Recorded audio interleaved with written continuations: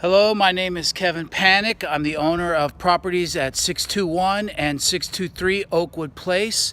I take pride in my yard. I'm going to go ahead and flip this camera around and show you my yard because this occurred. Okay, this is what occurred on Sunday, April, I believe it's the 8th. I found one of those that came out, thrown in my yard, litter.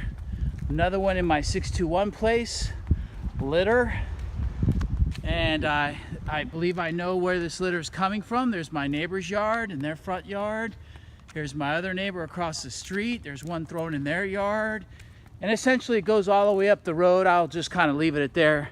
I believe these are the papers, and I have called throughout the years and told them, do not put these in my yard. I do not want them. Do not throw, and I will prosecute for litter. They didn't take me serious.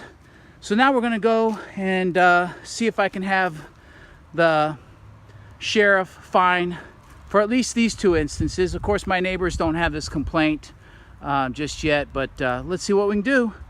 I'm done with government not working for us and for people taking advantage of us. Thank you.